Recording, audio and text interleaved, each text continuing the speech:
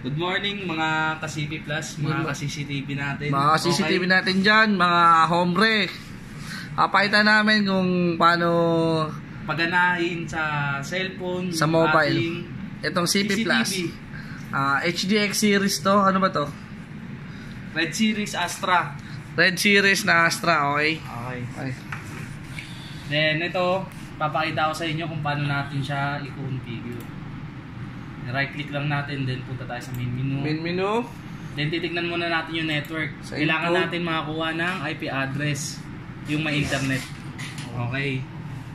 Then punta tayo sa net settings. Then check natin to kung naka-on na siya. Yung insta-on, check natin. Yan. Okay. Sa ngayon, okay naman siya. Ngayon, papakita natin sa cellphone. Papakita natin sa cellphone kung paano natin siya pagganahin. Siyempre, dapat may na-download ka ng apps na Armab. Kasi Red Series siya. Dapat may data ka. And then, tsaka may data ka. Armab, yan. Ito yung application. So, i-scan lang natin. Auto not in. Yan. Nakikita niyo yan. Yan.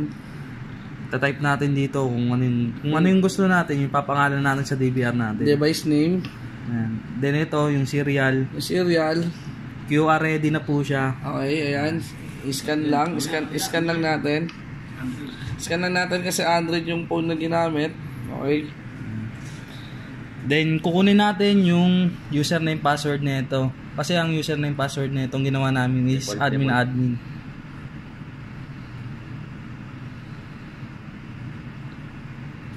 Then, tignan natin siya mga ka-CCTV. Ay, pumasok ka. Pagkitin lang natin yung QR code.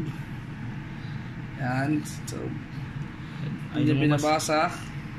Check na lang natin pagka ito yung isang solusyon para makuha natin serial number. I-manual input na lang natin yung serial number. 0900 EDC 428 B 2427 3. Okay. Wala, mga ka-CCTV. Nag-loading na siya. Okay. Pipili tayo kung anong camera gusto nyo. Siyempre, yung ginawa natin is, baita mo to pre. Siyempre, yung camera namin nasa Cam 3. Camera 3 na alagay. Then, titignan namin dito sa Cam 3. Kung mabibili natin. Yan. Okay. Naita po natin so, na ngayon gumagana siya. Ganun lang kasimple. Sobrang basic.